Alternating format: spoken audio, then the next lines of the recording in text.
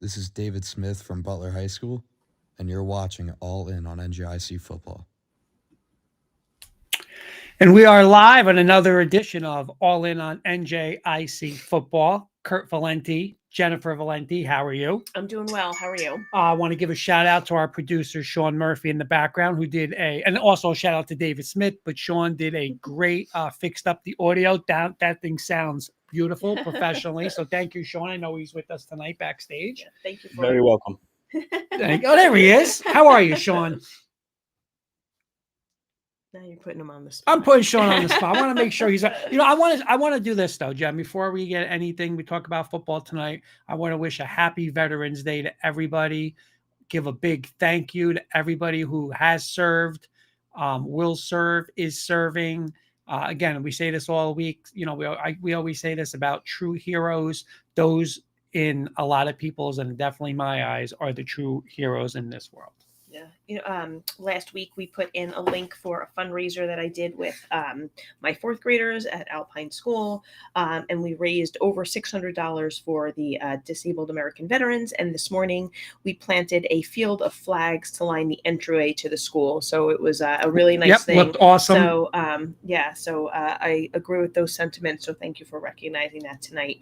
Before we go on, just allow me to recognize our sponsors really quickly. I'd like to thank our sponsors: Red's Restaurant and Beer Garden, the Roosevelt, Villa Italia in Lyndhurst, Puppies and Tattoo Grooming with locations in North Arlington, Montclair, Fairlawn, and a mobile grooming service, and of course, Lion Coffee. And our friend Patrick, who has hooked up so many of our guests. If you're a first-time guest on the show this evening, I will be asking you if you would like some coffee from Hawaii, Lion Coffee from Hawaii. Patrick hooks up all of our guests with some free coffee. But for those of you who are interested in ordering, here's a 10% discount code that he has also generously offered to all of our viewers. So please feel free to visit lioncoffee.com and use promo code Patrick10 if you'd like to take advantage. Yeah, we received the package this week. We said, "What's this? What's going on?" Exactly. And here's, so Jen, you're hooked up with coffee. Very happy with coffee. Sean's posting our social media. Please, if you guys haven't followed us, yes, follow us. And he also has given the website for Lion Coffee Cafe. So, like I said, again, I am not a coffee person, but everybody loves it. Jen, you rave about it. You always drink it. So, I don't drink coffee, but I know from a lot of people, and you particularly, that you love it. So please try it. Oh, what we got on the agenda tonight? Well, hey, this is sectional final. This is championship week, baby.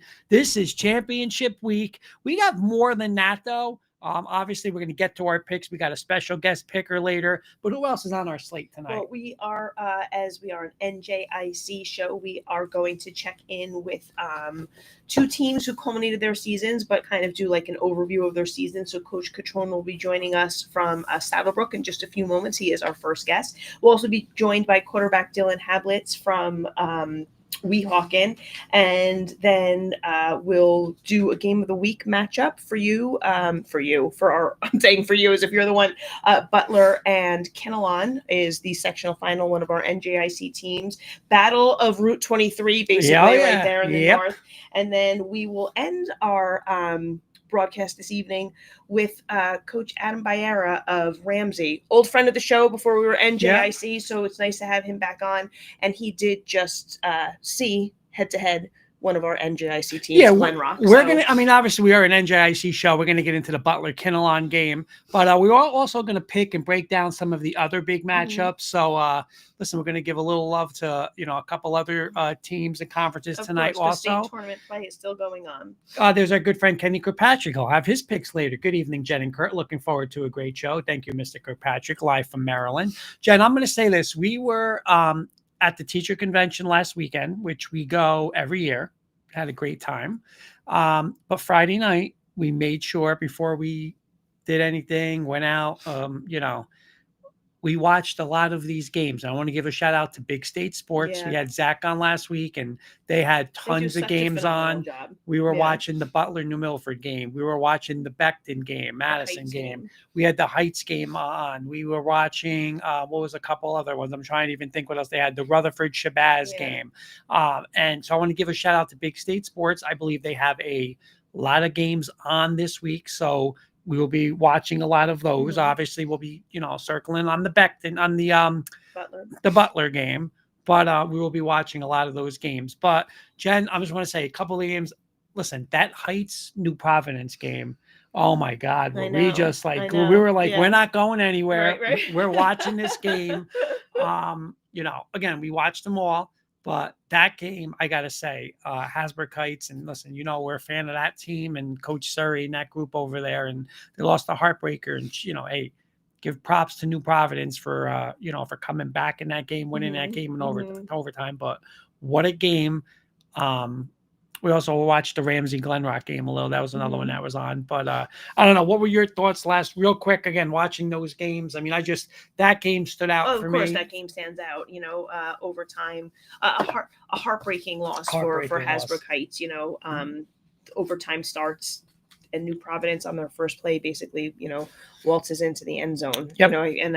Hasbrook Heights had their opportunities, but I know, just heartbreaking to kind of see for those kids. Yeah. It's hard to do this show and get to know the players so well and see them go through a tough loss like that. We always talk about, would you rather have a close loss or would you rather get killed in a Yep. game? And those close losses. But you know what? They had a phenomenal season. So congrats to them. Okay. Did you want to bring Coach in? Did you want to Sure, go yeah, over? It's up to you. Okay. You had If something you had wanted to do, so I didn't know if you were waiting. Do you want to do it real quick? Let's do one.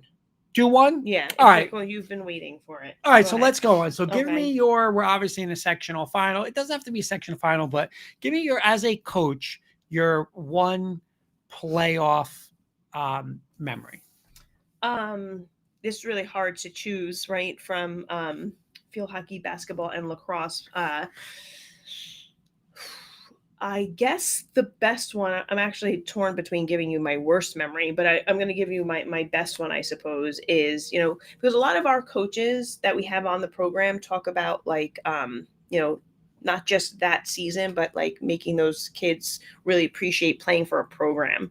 And I think I've said too before that I feel like we would always draw the same opponent at some round, in the sectional, which was nice because you created that rivalry. But, they usually knocked us out. I'm not going to lie. And it was High Point field hockey, which is actually my worst memory, but I'm going to use the best memory. And it is, I had old players write letters to my current players, all who had played in that type of game before. And on the bus ride, and it's a long bus ride from Montville to High Point, right? On the bus ride, my kids read them out loud. And we went up there and we beat them. We were the underdog and we knocked them off. And that is really, I just felt like when my kids were interviewed, they all were saying things like, we did this for the players of the past. And it just to have that kind of full circle moment and have those who did it realize that others were going to share in it was really a great feeling. How about you? Awesome. There's our good friend Keith Brugman. Good evening, Valentes. Love talking high school football with you both every chance I get. Yeah, we got a lot of. Hey, stick around. This is going to be a good show tonight. We got a little of everything tonight, and it's sectional final weekend here in Jersey, Keith. So it's a big thing. Listen. I'm going to have to go through real quick, but obviously 2001, 2003 assistant. At Ramapo High School, won the state championships, beat Wayne Hills, beat Demarest. Demarest game was in Giant Stadium. Yes, it wasn't MetLife yet. It was Giant Stadium. And that was Chris Hogan as a sophomore, came off the bench and over 200 yards receiving, 2 touchdowns in that game. But number one, Jen, has to be 2006, right? Become offensive coordinator at St. Mary's. Sneak another one in there. No, but this is my this is my big one is 2006. St. Mary's, become offensive coordinator there. We're playing Patterson Catholic. And Jen, when I tell you this Patterson Catholic team loaded, they had, I forgot, it was either 7 or 9 kids on that team that went D1. Running back went to Purdue. Their offensive line was 300 across the board. They were undefeated. They actually beat St. Mary's the year before. It was 27-21 or something like that in the final. So it was, listen, it was all year. We knew it was going to be us and Patterson Catholic. We get to William Patterson, Jen. The place is crazy. I mean, just everyone's talking trash. It's just like a madhouse. In this game, we knew, hey, we were a physical team, but we had to put in this little wham scheme and play action off of it to do stuff. But and whatever it was, we wound up winning 20-13, first sectional championship in St. Mary's since 1980. Got Coach Sheridan his first one. So Nice. hands down, that's number one. And we love Coach Sheridan. There's Coach All Breslin. Coach Breslin on that Ramapo staff, obviously, is defensive coordinator at the Ramapo 2001 and 2003. And good luck, Coach Breslin, with another sectional final this week against Northern Highlands. Yep. All right. Well, let's get Coach Catrona in, our first guest. He is patiently waiting for us. So, hey, Coach, how you doing? Good. How's it going, guys? Thanks Sorry, I'm so in the much. car. We just got done with the NJIC league meeting. So, Oh, very I'm nice. here in Well, the car. thank you so much. We so appreciate your time. Much appreciated. Welcome back. Yeah, thanks for having me. Coach, you guys won your last 3 games. Really, almost could have won your last 5 games, but you won your last 3. Mm-hmm. So, 2-part question: how important was it to finish strong? And how did you feel about your team at the end of this season? Yeah, we finally started to click. Offensively, especially. Defensively, we played pretty good throughout the year, but offensively, we finally started to click. A few injuries healed itself. And I was happy the way we ended up. Push us into the off season and into next year. We got 10 guys returning on defense. We're gonna have 8 guys returning on offense. We got some good 8th graders coming up. I'm excited for the future, and these 3 wins here at the end definitely put a boost in our spirits and confidence heading into the off season. Well, Coach, that was my next question for you. Actually, if you could give us, if you're able to expand upon that a little bit, can you give us a quick look ahead to next year's team? Yeah, like I said, we're gonna have 10 guys back on defense. We do lose Dylan Sorciello, who's probably on your tackle board every week. Yeah. We lose our quarterback, our running back Sorciello, and our wide receiver. Jaden only played in 5-6 games, because of his shoulder injury. So we're gonna lose big production with those 3 guys, but we have some good young guys coming up. And, now they know the system, they know the offensive system, they know the defensive system. All the coaches will be back, and, we'll be ready to go for the offseason, get a good lift in. Having a full offseason of lifts and stuff like that, should help us out. And like I said, our 8th grade team finished off a 7-2 season. So we got some good players coming up. And, everything's looking on the up here in Saddlebrook. I'm going to go off script really quickly, Yep. if you don't mind, as a follow-up to that. Coach, we have the Kinnelon coach on later, and he 4 years ago took over the program, but, had been involved at like the youth level, like similar to you. So how nice is it to be within the system and like just get those kids like into your system at such a young age? By the time they get to you, it's like they've been running the stuff for years. Yeah, that's key, and developing that relationship. While they're in 7th and 8th grade, so they know who you are. They know what to expect and everything like that. So that plays a huge part, and hopefully that keeps these kids around. We got a question from Keith Brugman. I'm going to switch a word around because we don't want to use this word on the show, but he's saying, Coach, it's a poison word. Coach, what are the most important keys? He's saying to recruiting. We don't use recruiting. So I'm going to say, what are the most important keys? You use the word recruiting to keep to getting your kids to your program. That's, I guess, what his question is. Number one, telling the truth, speaking the truth. You got to be honest with these kids. You got to make sure that you show that bond that, hey, I'm not just here to coach you in football. I'm here to coach you in life. It's beyond football, and that obviously I want you to come here to play football, but it's a bond that you want to create. So the kid feels, hey, the coach just doesn't care and doesn't just want to use me as a football player. He's a genuine guy and he actually cares about me, and that's a pitch that you have to make to these kids. And I think nowadays you don't even have to go to Catholic schools anymore with all the combines and camps and everything like that. Back when I played, in the 90s, you felt like you had to go to a Catholic school in order to get recruited and get the big colleges after you. Nowadays these colleges are going to find you with all these combines and camps and, word of mouth. And to be honest with you, unless you're a 5-star kid, these colleges aren't even recruiting high school kids anymore with the transfer portal and all that. I know. So it's getting wild out there. So you just listen. You got to create that bond. Show the kid that you care more about them outside of football, and that helps out in the long run. I'm going to change my word on my next question because I used the word easier, but I don't want to use the word easier. I'm going to use more advantage. So, can you talk a little bit about the advantages now of your second season? Like you said, not just you as the head coach at a new spot, but now the kids know you, they know your staff. What are some advantages this now that you're going to be in year 2? Yeah, like I said, it's a lot less teaching the systems now. They know the systems, they know the verbiage, they know all of that. So it's a lot less doing that and more, going out there and hitting and stuff like that. So I think that's an advantage.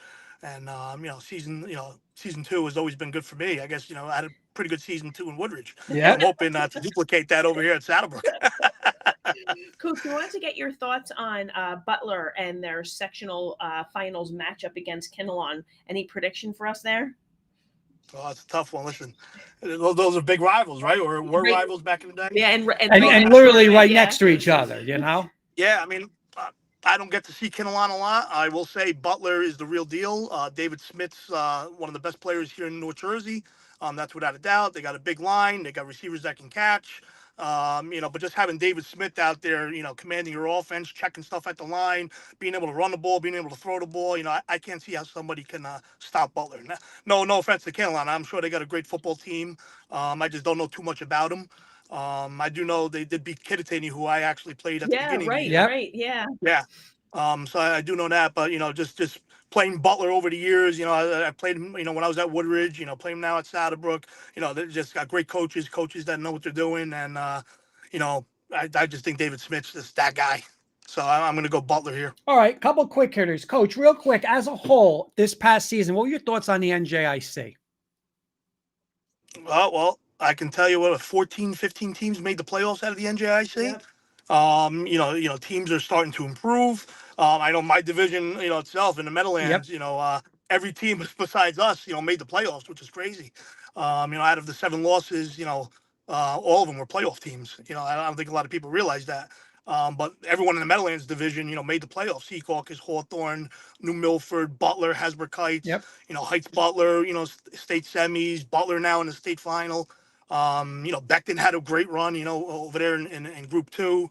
Listen, the division or the conference itself is getting tougher. The teams are getting better.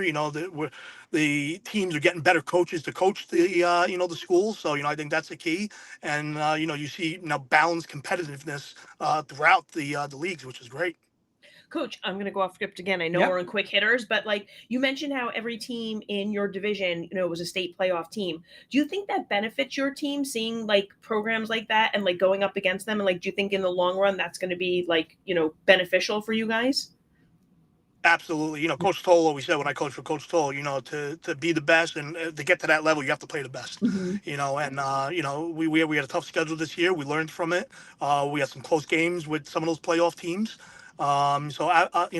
Absolutely that these kids are going to learn something from this and move into the off season with that fire under them, and that they were right there. We were a couple plays away in some of those games. And, now, hopefully we see that fire, lit under them and, so they're ready to work and ready to move forward to that goal, which is, to compete for the division and ultimately make that state playoff berth, which hasn't happened here since 2016. And my next quick hitter for you, Coach, a team that surprised you this past year in the NJIC. Team that surprised me, Beckton. I don't think anybody expected Beckton to do what they did, beat an unbelievable team there in the States. Their 2 linebackers are incredible. So I got to go Beckton as the surprise team. All right. Although with their coaching staff, it really isn't a surprise because, Coach Moore and all those coaches do a phenomenal job. Coach Carl Ross coached me way back in the day. Yep. I know they're going to have them ready and stuff like that, but record-wise, I think they were probably the most surprising out of all the teams. Although, like I said, it shouldn't be a surprise because those coaches are phenomenal. You answered it again, but let's make it official. I think you're going to answer it. Best player in the NJIC this year? David Smith. All right, and team. No, oh yes, I know that there's was not probably even a thought. He's the best player. And team. I can't wait till he graduates. I might go to his graduation. And give him a gift. All the coaches will be there, right? Yeah. Too funny. Coach, a team to watch out for next season in the NJIC. Saddlebrook. There you go, baby. There you go. rise of the Falcons. Here we come. Love it. No, let's see. Besides Saddlebrook, team to watch out for. I mean, you got Heights. Heights has got a tremendous sophomore class. Yeah. Mhm. You know, that's real good. So Heights is going to be real good. We know that. You know, Butler's going to reload. I'm sure. You know, they got a quarterback sitting there that's going to be just as good as David Smith. You know, New Milford's got a ton of talent back. You know, and Kobe St. Hilaire, who you saw Yep. what he did. You know, when he was eligible. So you know, it's going to be a lot of good teams next year Uh, in my division too. Real quick, anything that you think the NJIC should change? Oh, you put me on the spot Of here. course. Hey, that's Wow. you don't have to say anything. You can just say you like the way it is. Yeah, you know, I'll be nice and I'll just say I like it the way it is. All right, that's fine. Either way. That's fine. We'll, fine. we'll talk to you about that off the air maybe Yeah. one day, Coach. Now my interest is piqued. Yeah, there you go. Coach Catrona, thank you so much for your time. We always appreciate it Thank and you. love having you on the show. So, you know, good luck in the off season, and I'm sure we'll be seeing you soon. You got it. Thanks, guys. I appreciate it. Thank you, Coach. Good night. Thank you. Bye-bye. All right, Coach Catrona, Saddlebook, and I'm telling you, like when he said, watch out for next year. I mean, that team again, 3 in a row, could have been 5 in a row, very close losses for those 2. But you know, like he said, year 2, you'll see with Saddlebook, and again, the junior kids are in the playoffs and stuff like that. Watch out for Saddlebrook and Coach Catrona. He will have that program. absolutely. He's got it turned around already, but he'll just be getting to the next level after the next level. Yeah. I got to tell you this. Dylan is coming on. He's got a bunch of people that are asking for Dylan. Oh, get outta here, Oh, yeah. yeah. The chat's rolling. So, you know, Karen, Dakota. All So right. we're ready. You know, Let's we're get- ready to bring let's- him well, in. without further ado, let's get Dylan in here. Hey, Dylan, how are you? I'm good. How are you guys? Good. We want to welcome Dylan. Dylan, can you say your last name for me? Is Hablitz correct? Hablitz. Hablitz. I'm sorry. Thank you for correcting me. Junior quarterback from Weehawkins. It's a pleasure to have you. Thank you for coming on. Thank you guys. Again, like Jen said, thank you for coming on. We appreciate it. And question number 1, 2-part question. You know, season has come to an end, but what are you most proud of individually and as a team? For me, as a team, I'll start first. I'm glad that at the end we came together. We started clicking. After that Bogota game, it was like we just started clicking. I was just happy about that. Our defense, our offense was stepping up. Everyone was locked in after that. And then for me, I was happy for completing my passes and like hitting 1,000 yards. No, listen, great accomplishment. That's Yeah, a great accomplishment. absolutely. You know, Yeah. it's a great accomplishment. Do you feel like you saw an improvement in that from last year? Yes, definitely. Yes.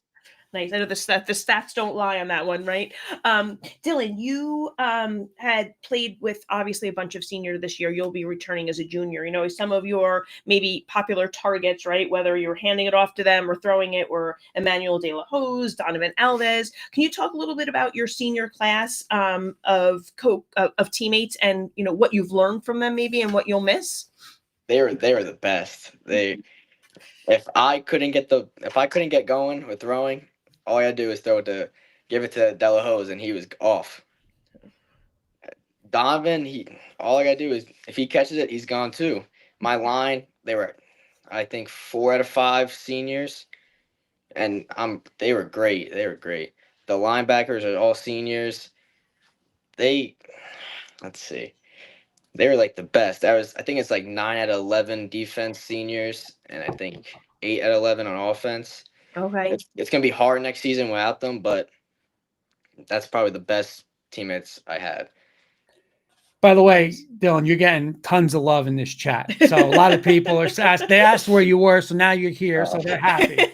All right, my next one is, what were your thoughts on, you mentioned this game, and we actually had Jaden Gonzalez on, and we asked him about it, but when we're looking and we're seeing stats and we see 61-60, like just, I guess, what are your thoughts on that shootout? You guys did lose, but a shootout loss. And listen, that's a rivalry too, right? Like you guys had that Pagoda, you know, Weehawken rivalry, but what's your thoughts? I mean, how crazy was it? You guys had, what did you have? 6 touchdowns, 7 touchdowns? I mean, you guys. I had 6, yeah. You had 6. It was just like the crazy amount of stats in that game. Just what were your thoughts on like through that game? I love, and I'm going to interrupt. I love what you said before, how like, even though that was a loss, you said that was like a turning point for you Yeah. guys, right? Like things just started to click. So I didn't mean to interrupt, but yeah, can you elaborate on that? I was so happy to hear you say that.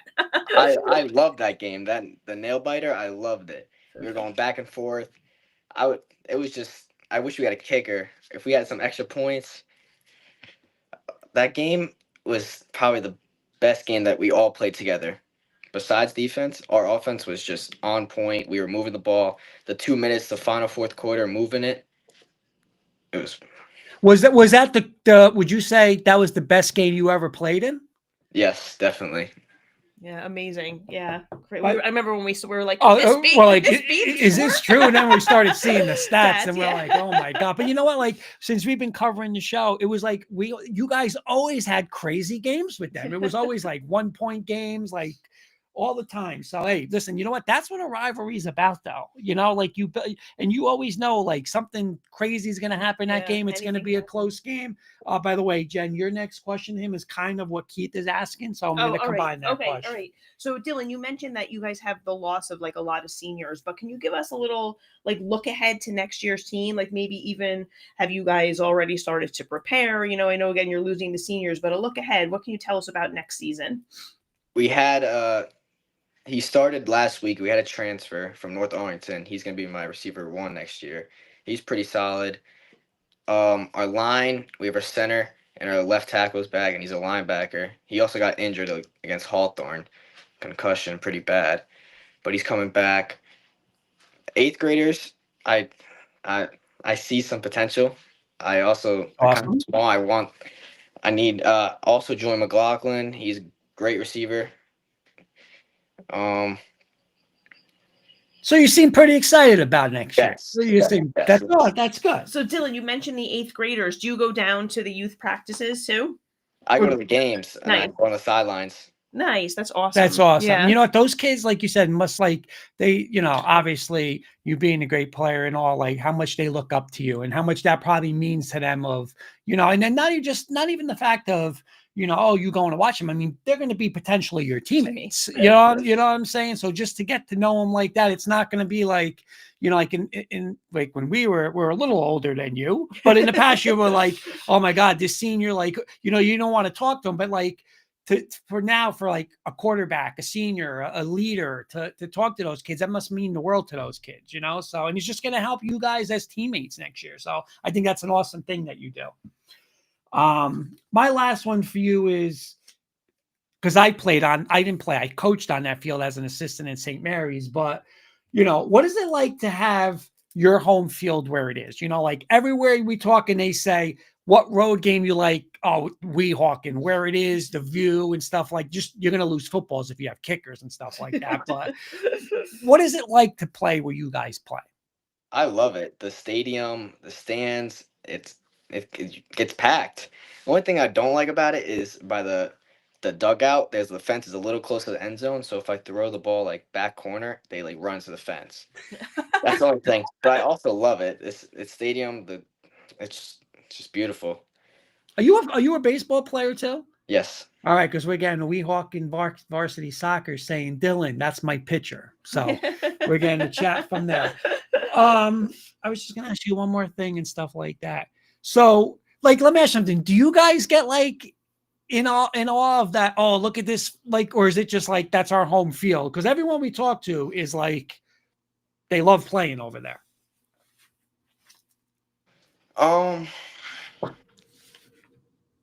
Like I said, I love the field. Every time anyone comes over, they're like, "This field is amazing." They play us. It's like a pleasure to play here. It's beautiful. It just sucks when like the cars are beeping behind like the field. Oh yeah. Yeah. So, hey, but you know what? That's Be an what advantage. makes it unique. You know, like it makes it unique. We got a Riley Hablett saying he's so tough. Karen Hablett, that's my grandson. Go Dylan. This is great.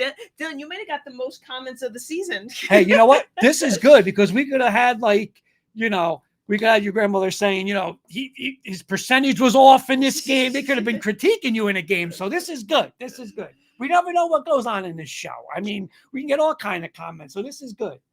Dylan, thank you so much for joining us. We will look forward to following you next year in your senior season. So thanks Thank so you. much and good Thank luck. you guys. Thank you. Our Thank you, pleasure. Dylan. Bye. Johnny's asking, saying he wants to talk about baseball. So here we go. Might have to get him back on. Coach Breslin saying, Kurt, I remember playing on that field when it was dirt and rocks. Like, Oh, it's not wow. dirt and rocks now. Beautiful turf over there. But all right. So it's still, hey, again, they're going to be, listen, a force. And that 61, that's got to be one of the game of the year. Well, you know, anytime also you have your quarterback coming back, you know. Yeah. Oh, your yeah. team But I think that's is an awesome what he does with advantage, the 8th graders and stuff like Yeah. that. You're getting that relationship. I love it. definitely. And then Coach is saying, Coach Breslin is beautiful now. There's Coach Carbone, special talent. Kid's got a great arm, gets the ball out quick, and is a great player. I wish he was graduating. Yeah. So Coach Carbone was saying, I love this, how the coaches are wishing all these quarterbacks. Yeah. They're, you know what's real before what we said is, I remember last year we did a show and we said, what a special group of quarterbacks it was. And now, you know, what all these kids did this year, and again, you're going to have some that are leaving, obviously, and stuff like that. But listen, it's going to go right to another group. Some are going to be a nice amount are coming back. So every year, there's Riley have, let's say, best quarterback. And yeah, but no, Coach Breslin saying it's beautiful. Now it is. It's a beautiful stadium. All right, let's get our next guest in. We are going to be joined by Butler, Coach Luciani, and his player Jaden DiNatale. So let me get them in here. All right. Hey, Coach. Hey, Jaden. Thanks so much for joining us. How are you? Kurt and Jen, what's up? Hello. On? Coach Luciani, I have to ask, are the Knicks on? The Knicks are on, watching, enjoying every second of it. We're rolling, Coach. We're rolling, baby. I feel go. like we keep interrupting your Nick watching. So thank you again. Double thank you for that. You're welcome. Thanks for having us on. All right. Coach, can you talk a little bit about that performance, the New Milford game in the sectional semifinals Friday night? Yeah, it was a little touch and go there for a while. We scored, and then they got the ball and scored immediately, and then they were threatening to drive, and Yadi Perez forced a big turnover, and we were able to get up ahead of them, and they scored again, but I feel like the turnover Yadi forced just changed the game, and it was pretty early, and then obviously David was just, David was doing David things. He just is so good at taking what's given to him and facilitating our offense, and it was just a very, very special performance by him and by his offensive line, of which Jaden is a big part of what we're doing in the run game. So it was enjoyable. It was a fun game, and I thought our kids did what they needed to do. Jaden, I'm going to come to you for our next question here. Kinnelon has run for almost 3,000 yards and 30 touchdowns. How do you guys plan to contain their running game? They do run kind of like a wing T, which Coach L has prepared us for to stop it. And we haven't seen it all season, but they haven't seen our defense, and I think our defense is pretty good. So I think all we got to do is just fill our gaps and do our jobs and see what happens. Nice. And Coach, I'm going to come back to you. Can you talk a little bit more about the challenges that Kinnelon can pose to you guys on Friday night? Well, they're exceptionally well coached. It's obvious they're doing exactly what their coaches tell them to do. And the thing that's impressed me the most about them, at least from an offensive perspective, is how their team gets off the ball, and they're very, very good up front, and they have physical runners behind that offensive line, and they have a quarterback who can run it and throw it. He's kind of he's a dual threat kid, and they present unique challenges. They do things that we have not seen all year. And it's very, very concerning. They're a really good football team. And, they have talent on the field. No question. And they're a very, very good football team. Jaden, I'm going to come to you. And I think Coach mentioned this maybe in the preview, and David Smith has said it a couple times when he was on. But, you guys talked about this group. Last year you guys won the NJIC, you won your section. But that group was gone. This is like, your group and you guys wanted to do it this year. So, you did it with the NJIC. You guys got you guys got another NJIC championship. But what would it mean for you guys and this group to get another sectional championship this week? It would mean a lot. We've been playing with each other for 10, 12 years in youth, and winning last year was a great thing because we played with those kids that graduated for a long time also. But as David said, we want to write our own story. We don't want to be the team from last year. We want to be a new team and prove everyone that we can do it again. And yeah. Coach, I'm going to come to you, kind of hit on this a little bit, but last Friday, you talk about your offensive line, right? You guys 45 times, 455 yards, right? So how impressive have they been as a whole, and how important are they going to be needed Friday night? This offensive line has a lot of talent. I think one of the great things about this particular group of kids is that we have 2 returning starters from last year's team, and then the other 3 guys, Peyton is one who stands out in my mind. Peyton Kibber is our right tackle. He was not a lineman at all, and he went through a position change because he knew we needed his help at that position, and he's one of the best right tackles I ever coached. So he's just a big, strong, physical kid, and Cole at left tackle. Chris Franco's a sophomore. He's been getting at left guard. He's been doing really, really well. Our center, Andreas Haralou, has been phenomenal for us, and Tommy Hennahan, our right guard, is just Tommy's a beast. He's a beast in the weight room. He's a beast on the field, and I'm really excited for these guys. The offensive line is the position that I coach. It's the position that I played, and we take a lot of pride in those guys as a unit, and I'm just super, super proud of them. And we believe football games are won up front, and if we're going to win Friday, David's having a great season, but the line's got to block for him. And if we're going to win this game Friday night, it's going to be because our offensive line did what they needed to do, and we have all the confidence in them in the world. Jaden, I'm going to come back to you on my next question. We were just talking about David Smith, right? In the sectional semifinal, he rushes for 310 yards, has 5 touchdowns. It seems like, the bigger the game, he just rises to the occasion, right? When you think he can't top his performance, he tops his performance. Coach has spoken about him a lot. We've had him on the show, but I wanted to get your perspective as a teammate, right? What's it like to have him as your quarterback, your teammate, and a fellow leader on this team? It's a great thing, the ball gets in his hands. It's just anything can happen. He go rush for a 50-yard touchdown, get a 10-yard gain on 3rd and 10, whatever. It's just great having him as a teammate, and he leads our team very well. In practice, he brings all the energy, and he gets our confidence level up to move on to the next game. And Coach, I'm going to come to you next. If I'm not mistaken, this is your first non-NJIC opponent all year, right?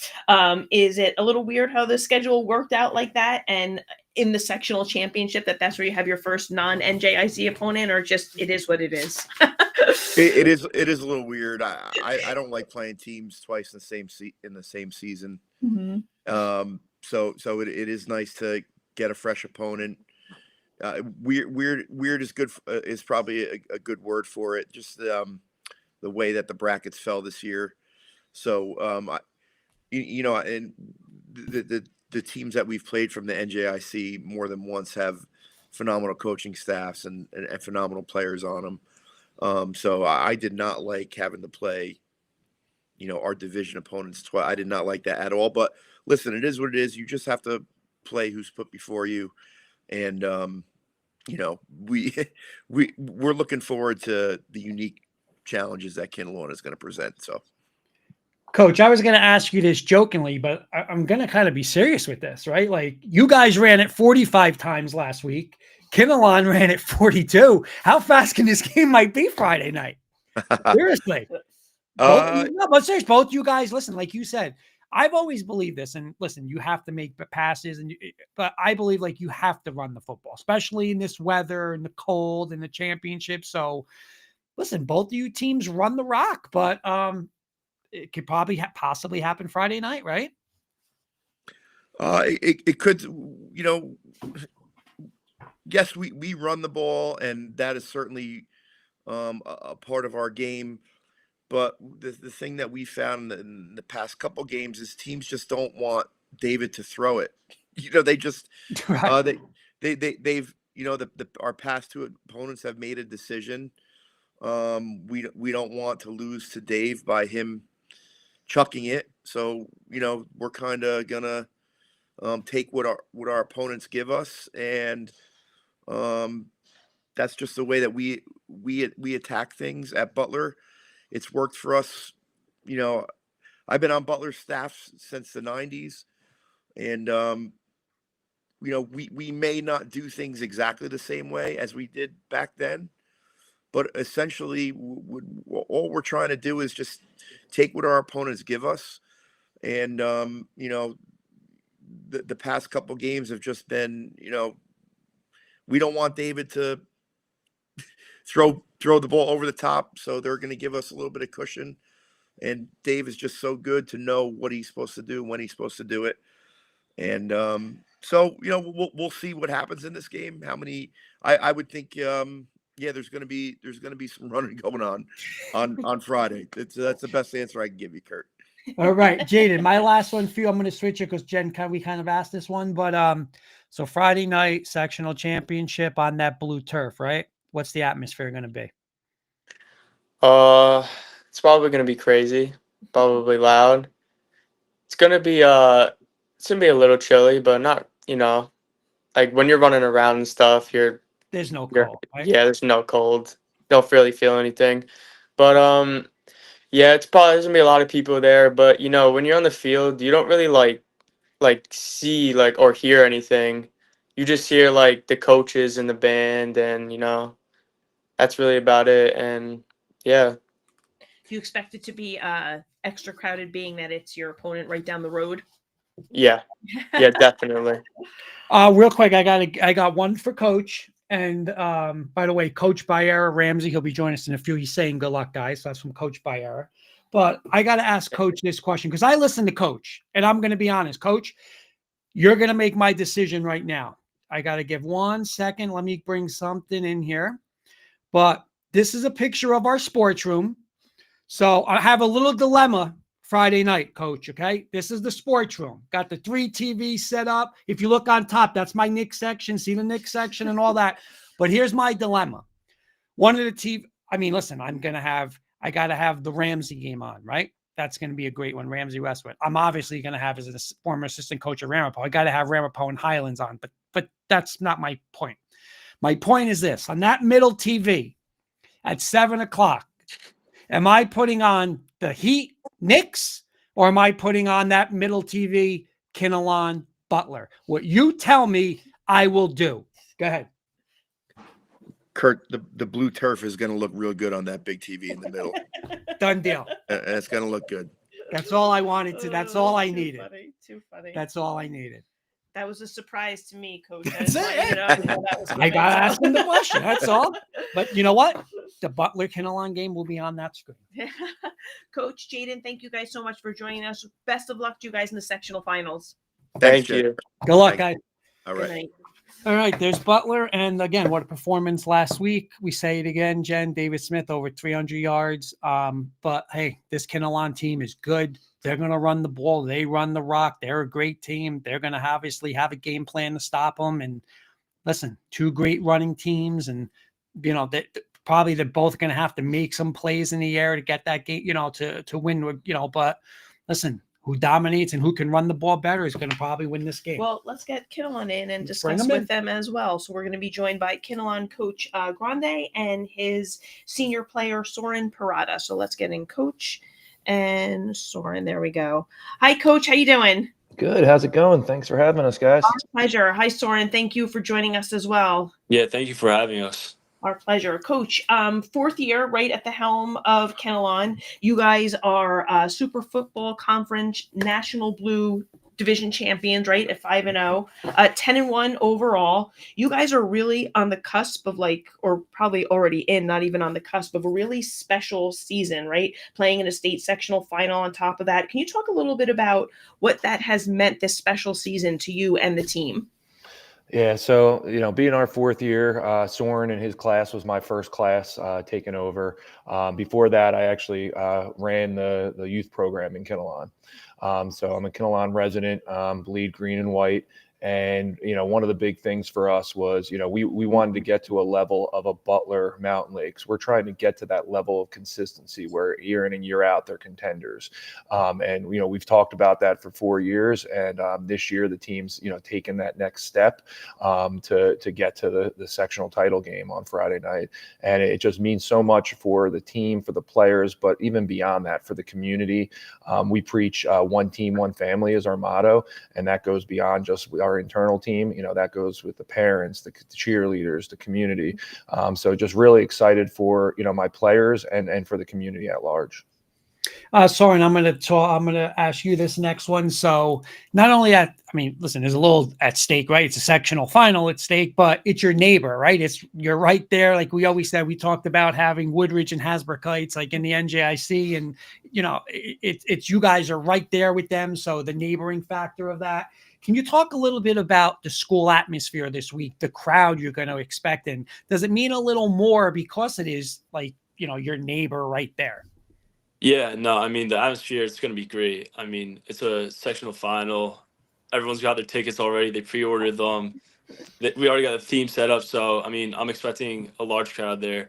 And then, I mean, Butler being right across the road, it makes it easy for everyone to get there. It's going to be a great game. The atmosphere, I'm excited to see. And yeah, I'm just excited for Friday. Do you know a lot of those guys? Like when you, since it's growing up, whether it's friendships or playing them in, any kind of sports and stuff like that, a lot of those guys? Yeah, no, I know a handful of them. I played some sports with them on club teams and whatnot. So yeah, no, I'm excited to play. Awesome. Coach, I'm going to come to you. Your running game is second to none in this area. Can you talk a little bit about the pride you guys have in establishing the run, and how important is it to establish it Friday night versus Butler? Yeah, obviously, we're built on that. We're built on pounding the rock.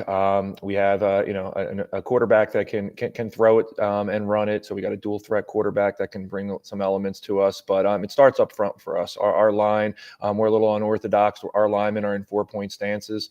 We try to fire off and get off the ball as quick as possible and get into the defense and create holes. We try to hit with quick actions, misdirections, and just really, establish our will on the opponent.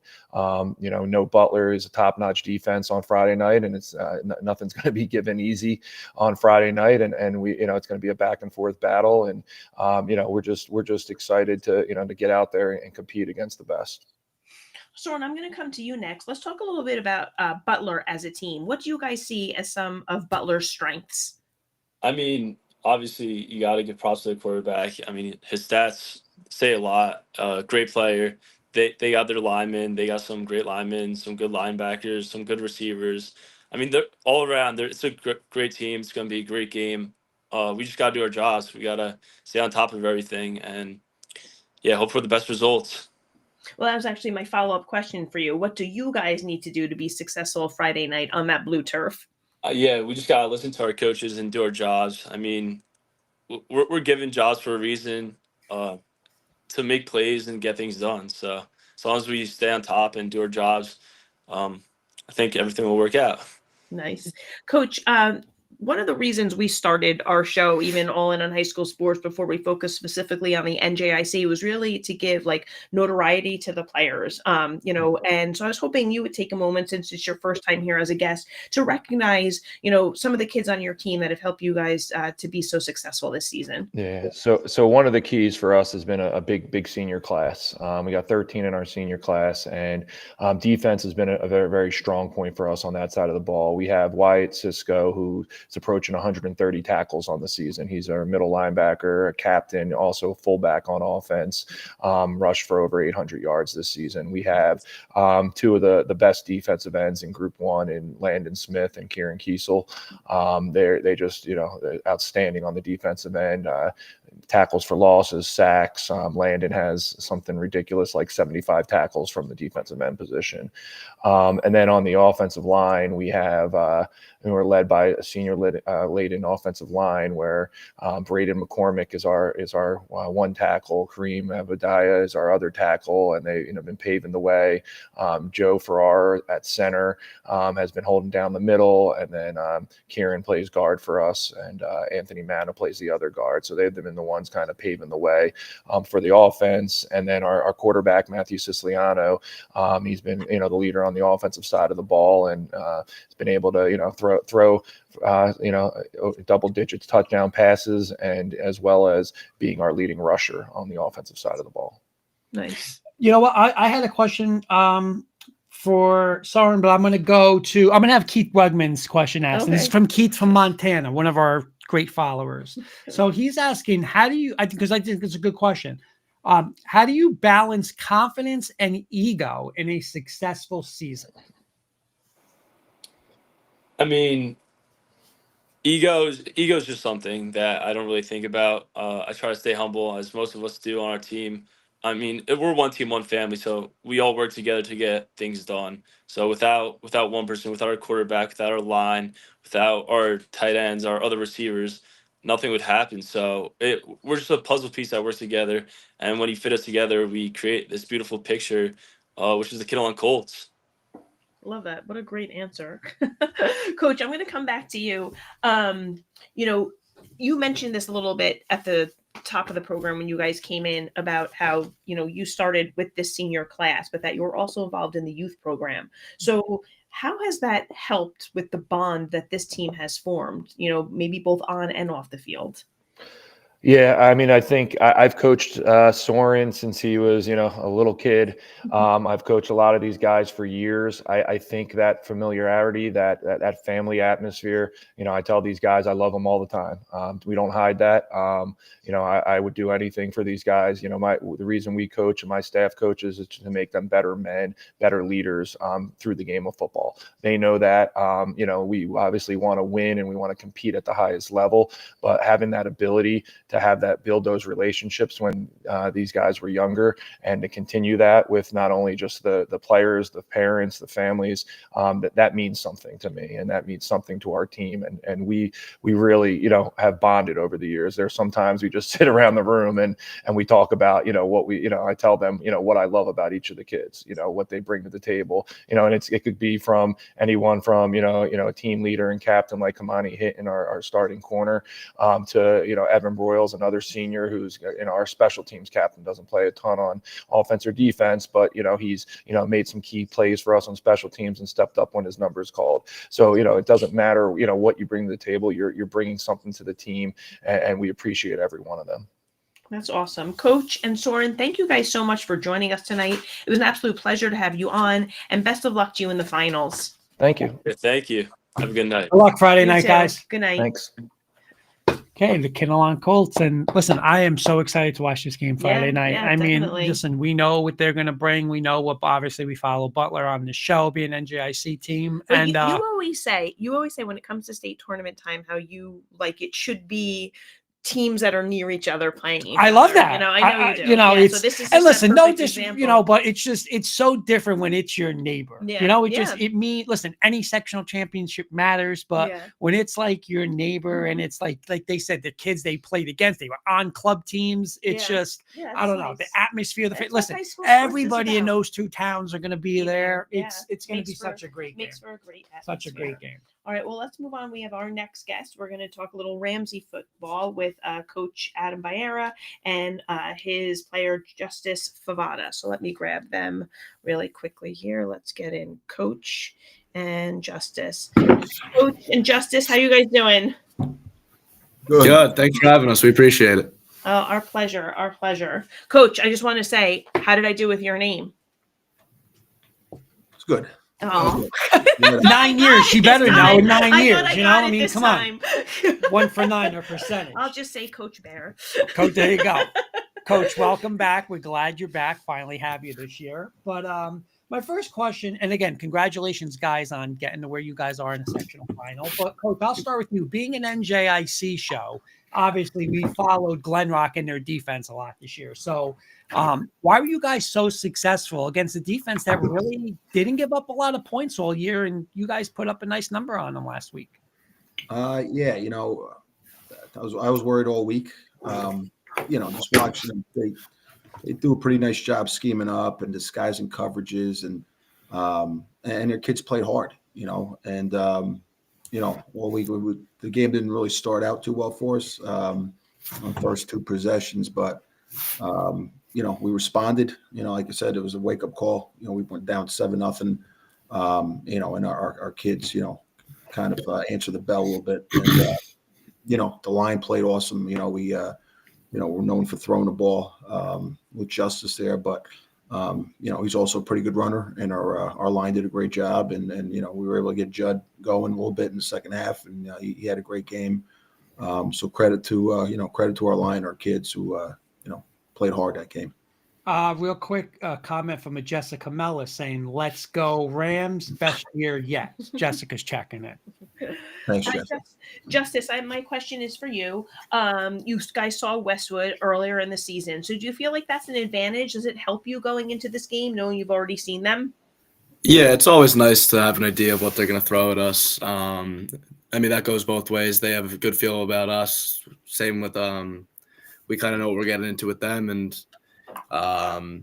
it kind of helps with preparation going into the week, having an idea of what you're going to face.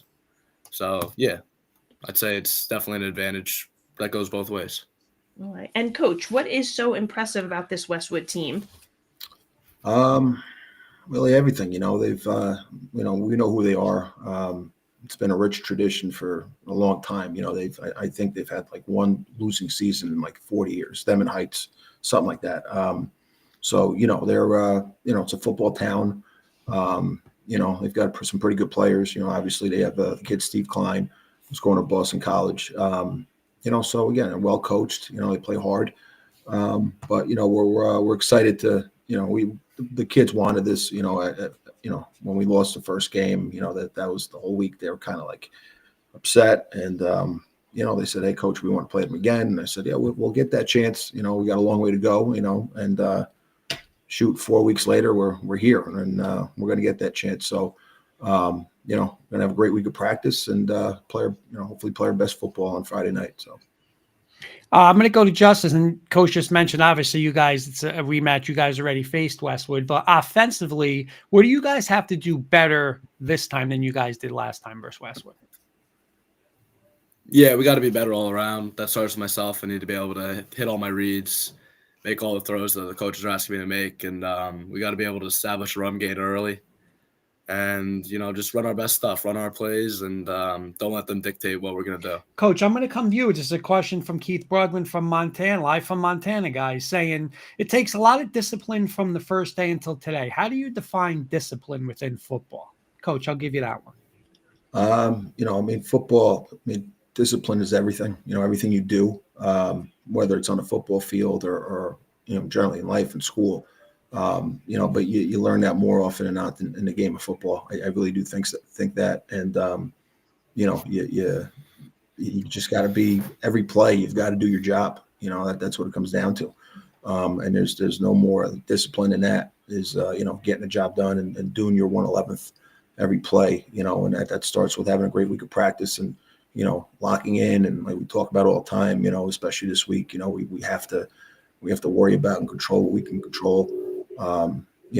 Listen to your coaches, do the right thing, waking up in the morning, doing your bed, brushing your teeth, little things like that. And, just going out there and doing the right thing, especially when no one's watching. So I think the game of football really emphasizes that in all assets. So, that'd be my definition of discipline.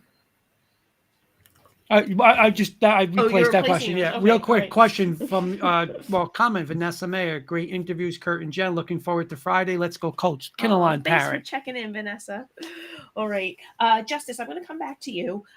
Your senior season, right? You know, it's of course a special thing to play in a sectional final, but here you are as a senior, right? Even more meaningful. What would it mean for you guys to take home that elusive sectional championship?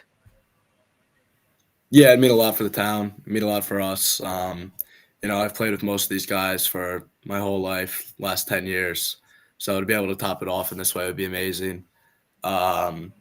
And more so than anything, we have to play another week if we win. So that's what we want the most. We want to keep this rolling, and we don't really want to turn in the Pats quite yet. So I love it. And Coach, I'm going to come back to you. Would you talk a little bit about some of the players on your team who have been, having a great season for you guys so far? Yeah, the first one is you're looking at him. It's Justice. He tell you what, he's a competitor. I mean, he's the type of kid who he hates losing more than he likes winning. And to me, that's like a definition of a football player, like the ultimate competitor. He's just a student of the game. He asks great questions. He does the right thing. He's a leader. His character, I mean, everything about him. He's just a super kid. He's going to Claremont in California. He's going to play at the next level. So, we're happy about that. And, that was a school he wanted to get into, and he did. Very high academic. He's a smart kid in school as well. And you know what? His stats speak for himself. So he, he's got like over 5,000 career passing yards, or I just ask him. He knows the numbers. He had a great career. I mean, it's not over yet, but he's he's our guy. So other guys I'd say is Roberto Cortez. He's our slot receiver. He had a milestone a couple weeks ago, something like 2,000 receiving yards or something. I'm not good with numbers, but I see it on Twitter. One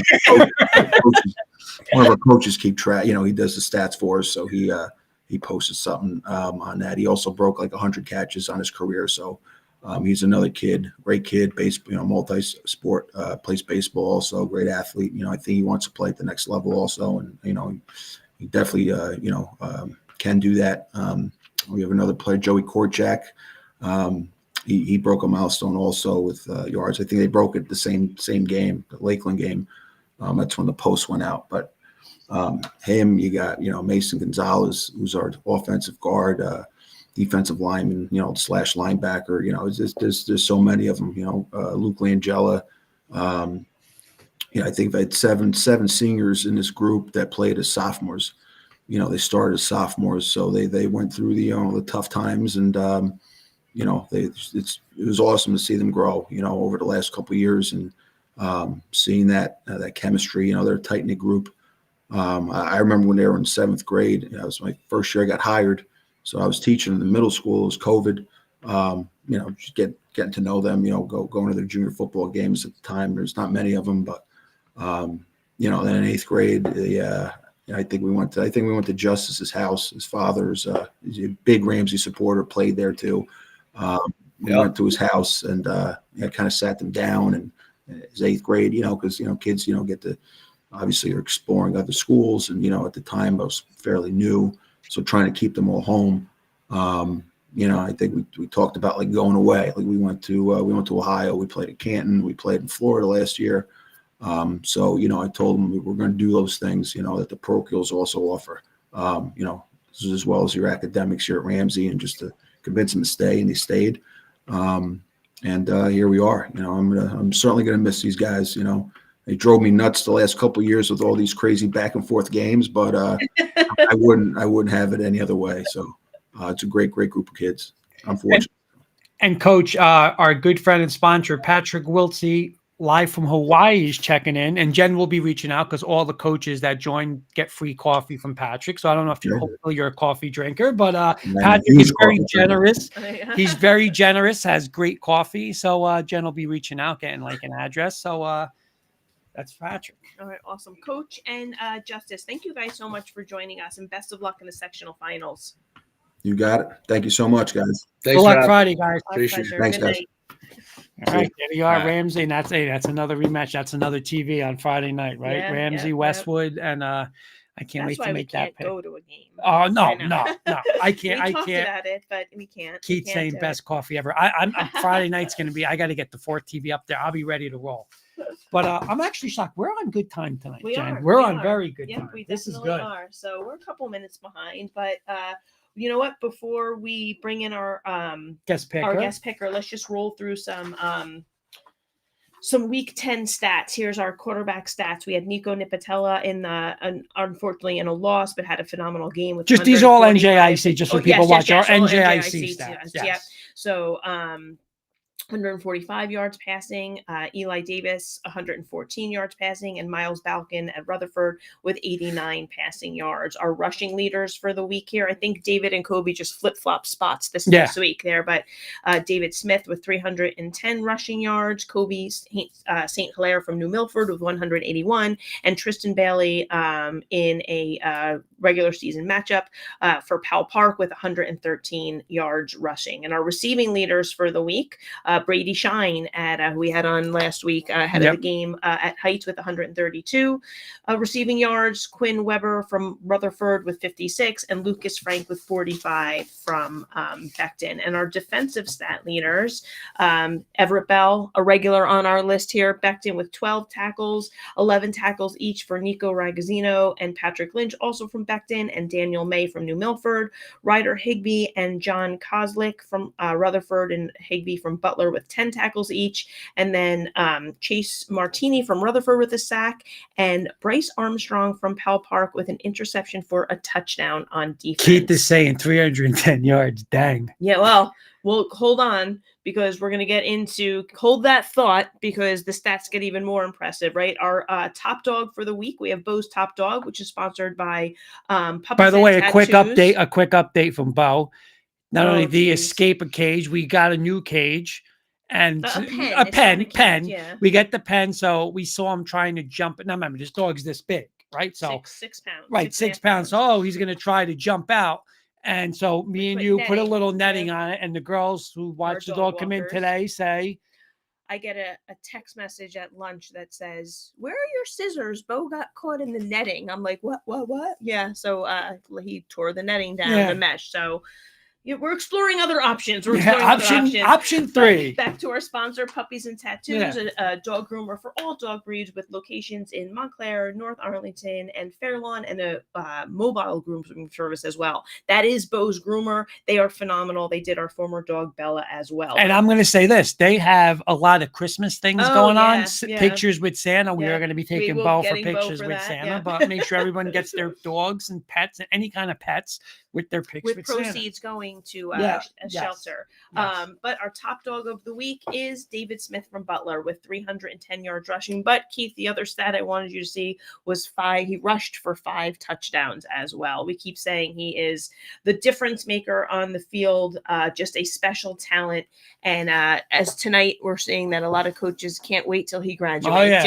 Oh yeah. And not in a negative way, in a good way, out of their respect for his game. Yep. But all right, with that said, let's roll into our picks. But first, let's get our guest picker tonight, and we're going to be joined by Coach Tuero from Lyndhurst. Hey, Coach, how you doing? What's up? How we doing, guys? Good. How are you? Good. Wait a Good. minute. This is the first time Coach Tuero has come on this year, and his microphone has worked right out of the gate, Coach. So we're here. We're live. We're ready to go. So great job. You know what? Hey, practice makes perfect, right? That's it, man. We got it going. Let's go. You made We your got it going. What's going on? What do we got? Coach, before we roll into our picks, we want to hit you with a few NJIC quick hitters, if you don't mind. Let's do it. All right. Real quick, give me a Lyndhurst season quick recap. Tough year, man. We had a great year, which to certain standards, but in our world, I really don't think it was that way. We had 2 losses on the last play of a game, and that was our own fault, where we made mistakes earlier that could have changed the whole game in general. And that set us up in the end to be, given Shabazz, which is the best team in North Jersey. And we'll get into that later. But, overall, good year. I just feel bad for my kids in the sense of, we could have had so much more. We probably could have had a first round playoff win, maybe even a home game. Who the hell knows? But just overall, average. Not good enough. We didn't win anything. 6-3 or 6-4 finally. 6-3 regular season. 6-4 after the playoff loss.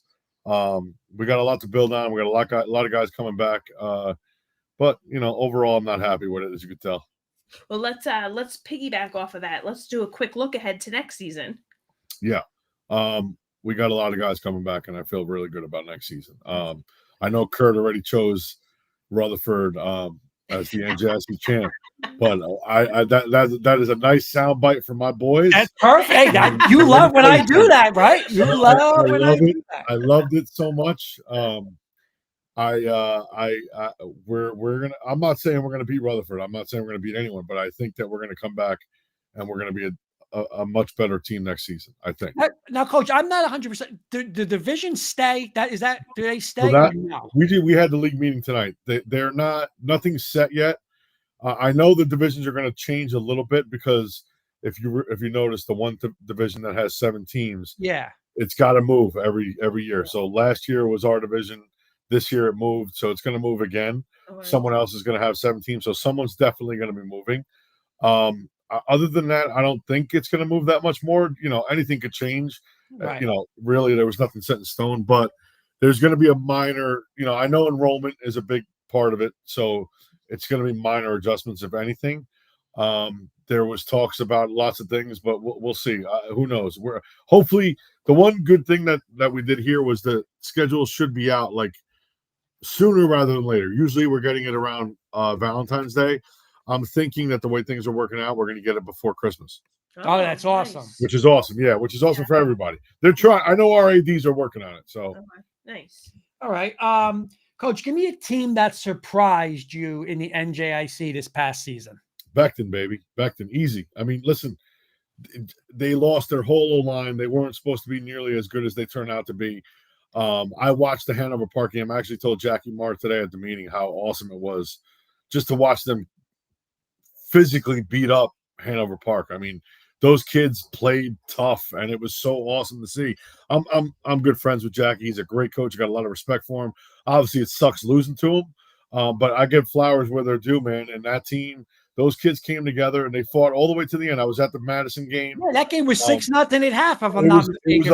it was a hard fought battle, man. Madison was definitely the better team. They ended up winning the game, obviously pretty handily, but Beckton fought. Those kids fought hard. That team is definitely the most surprising, and honestly, hats off to those kids. It was really awesome to see. Coach, best player in the NJIC? Oh, Butler, quarterback, easy, no doubt. Give me a Lyndhurst player to watch out for next year. That's not Avery Cano, somebody like we haven't heard of. Alan Frias. He's already a captain, linebacker. He's the second running back, if you will, but he plays anywhere, fullback, anywhere you want. Alan's going to be a dude next year. How about a coach who did a tremendous job this year? I just said it, Jackie Marr, but I already gave him his flowers. Let's give some love to Sal DeGennaro, Pal Park, man. He ended up getting coach of the year in our division, rightfully so. Changed that program around. Sal DeGennaro, Pal Park, Leonia. Yep. Nice. You could say Lyndhurst, but if you say Lyndhurst, you got to give me another team too. Give me a team to watch out for next season. So the obvious teams, right, are Lyndhurst and Rutherford, I guess you could say. But New Milford's going to be back. They got that running back. They're good. I'm not sure what Heights has coming back, but they're always good. Yeah, that's pretty much. I'd say obviously Lyndhurst, Rutherford, but definitely those other guys I just mentioned. All right, and this one's a loaded question, Coach. Anything Sure. you'd like to see changed in the NJIC?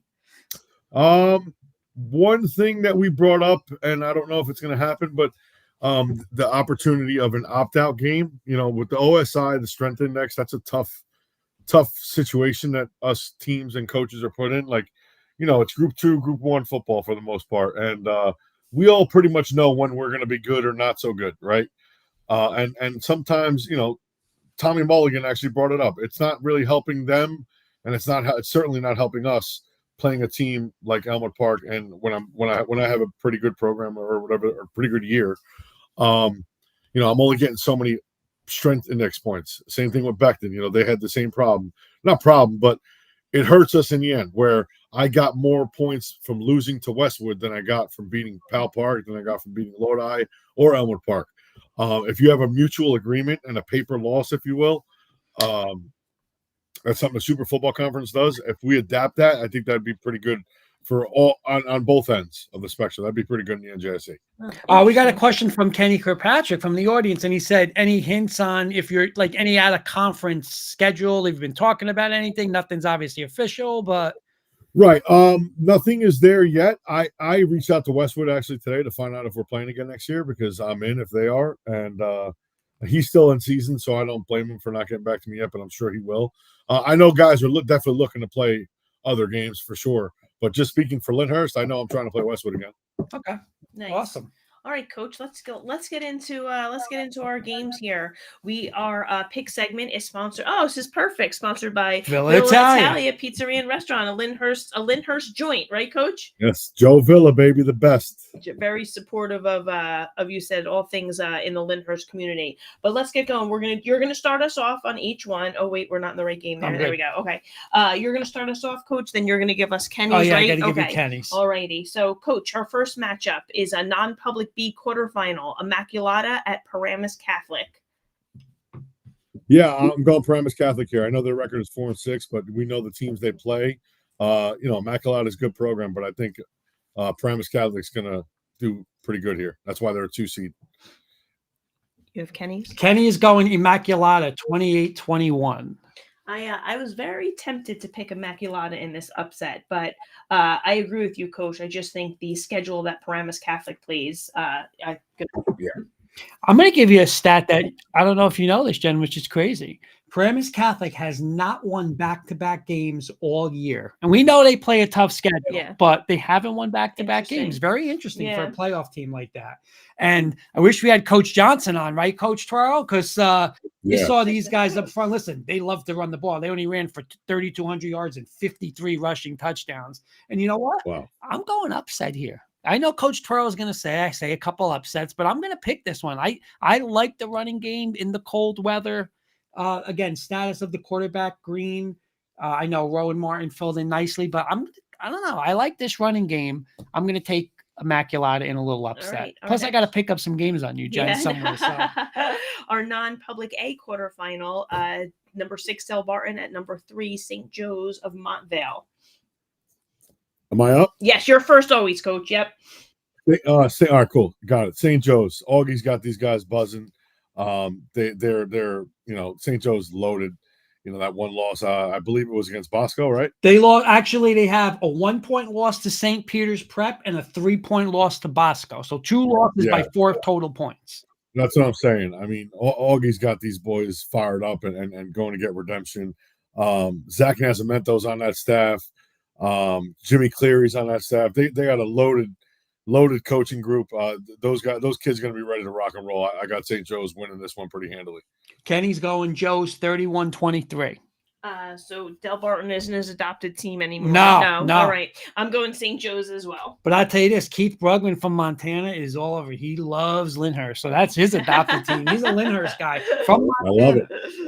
Let's go. Hey, Del Barton 2 games back did beat DePaul, right? I mean, that's a nice win for Del Barton. But just like you said, Coach Farrell, Joe's is loaded, right? I mean, they got Tyshawn Bryan, Nathan Bailey. I want to give a shout out to Rich Rigoloso, Garfield. He was actually my freshman football coach, Garfield Councilman. His son's there, fullback type kid. And obviously they got Lamar Best and defense by Taj Gray. I'm going to go Joe's with you guys too. All right.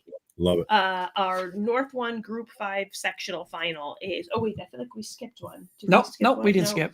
Okay. Is Passaic. How you doubt? Look at her doubt me, Coach Twirl. I do a lot of work.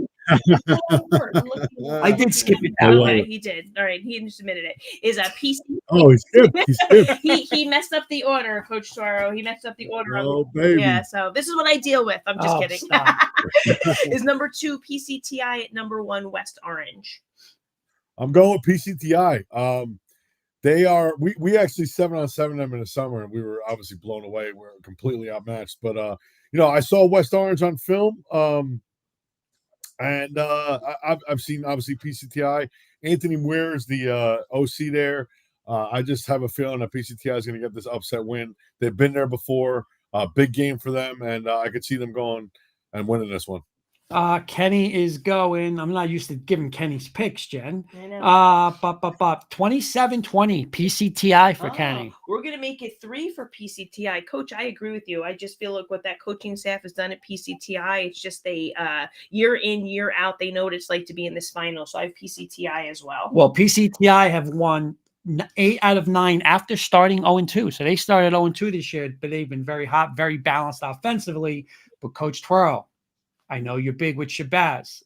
West Orange's only 2 losses, a 3-point loss to Shabazz and a 4-point loss to Phillipsburg. Guess what? Both of those teams are playing this weekend, right? Yeah. Very balanced offensively and defensively. They got a kid, Sidney Padilla, 11 sacks. This was a rematch because West Orange already won this early in the season. I'm taking the rematch. I'm going to take them again. I'm going to go West Orange. You're the outlier on I this am. one. All right, let's go to our next matchup here on the North 2 side of Group 5 with number 6 Bayonne at number 1 Bridgewater Raritan. Excuse me. So Bayonne's been having a great year. I mean, huge upset wins to even get to this point. So I got to give them a lot of love. But I think they're running into the buzzsaw now. Bridgewater Raritan is a really good football team, and I think they take this one home. Kenny is going 31-17 Bridgewater Raritan. And then I'm going to go with Bridgewater as well. Again, just like Coach said, storied history program there year after year, getting that 1 seed. Go ahead. Again, another team Bayonne started 1-3, won 7 in a row. Quarterback Nico Sampson, 23 touchdowns to 2 interceptions. Listen to this, what Raritan did last time. They ran it 52 times in the last game for 318 yards. Jameer Black and Cordilla, the quarterback, big time offense. I'm with you guys. I'm taking Bridgewater Raritan too. All right. Our next one is North 2 Group 4 sectional final, Montgomery at Phillipsburg. I'm going P-Burg. Phillipsburg is loaded. Really good football team. And that doesn't take anything away from Montgomery, but I don't think they are going to be able to really play with these guys. By the time I get to the fourth quarter, I think Phillipsburg will be up a couple scores, and I see them winning this Group 4 matchup. Another one. Kenny, Phillipsburg, 35-20.